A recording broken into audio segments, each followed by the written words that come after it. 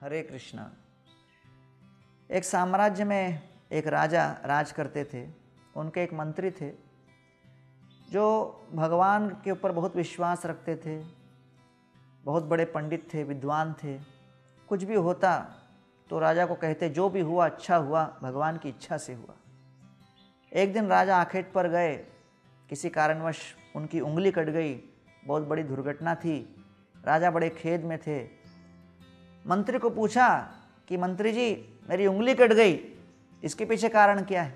तो मंत्री ने कहा जो भी हुआ अच्छा हुआ, भगवान की इच्छा से हुआ। तो इस सुनकर राजा कुछ क्रोधित से हो गए। दूसरे मंत्री को प्रश्न किया कि इनके उत्तर के ऊपर आपको क्या कहना है? तो दूसरे मंत्री कहने लगे राजन, लगता है इनको समझा नहीं कि आपकी सुरक्षा का कितना महत्व है। मैं तो कहता हूं इनको जेल में डाल दो, कोई भरोसा नहीं इनका। तो राजा ने उनके मंत्रणा सुनकर पहले मंत्री को जेल में डाल दिया। दूसरे मंत्री को लेकर फिर आखेट पर गए। शिकार पर जब गए थे तो कुछ मानव भक्षियों ने उनको पकड़ लिया और उनको सूली पर चढ़ाने वाले थे।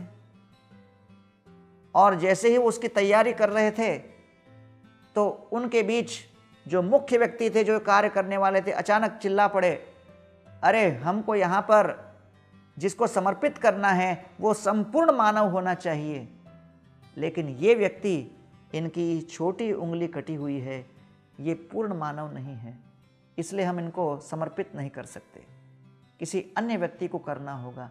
राजा को छोड़ दिया, मंत्री को पकड़ लिया और उसको समर्पित करने के लिए तैयार हो गए।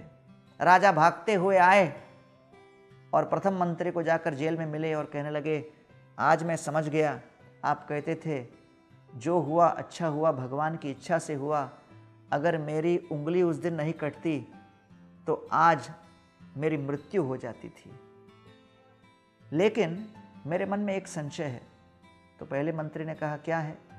कि जो भी हुआ अच्छा हुआ, मेरे लिए तो ठीक है, लेकिन आप तो मासूम हो, आपने कोई गलती नहीं की, लेकिन फिर भी आपको दंडित क्यों होना पड़ा और आपको जेल में इस प्रकार समय क्यों बिताना पड़ा? आपके साथ जो हुआ क्या वो अच्छा हुआ? पहले मंत्री कहते हैं अरे राजन, सोचिए कि आज मैं जेल के अंदर नहीं होता तो आपके साथ होता, और अगर आपके साथ होता तो मैं जीवित नहीं बचता। तो मेरे साथ जो हुआ वो भी अच्छा हुआ, भगवान की इच्छा से हुआ।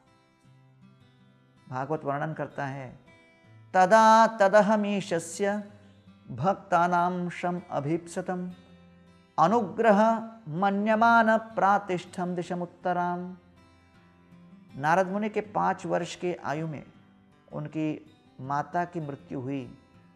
अपने स्नेहिल माता के आश्रय को खोकर नारद मुनि के हृदय में रंच मात्र निराशावाद उत्पन्न नहीं हुआ।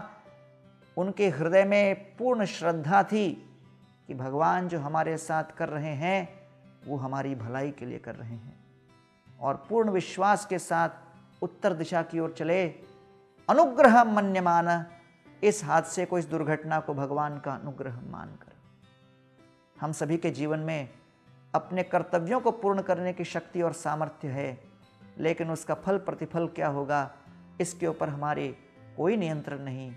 आइए हम प्रत्येक क्षण इस गोपनीय रहस्य को समझने का प्रयास करते हुए, क्षण क्षण पूर्ण प्रयास करते हुए अपने जीवन को सफल बनाने का प्रयास करें। बहुत बहुत धन्यवाद। हरे कृष्ण।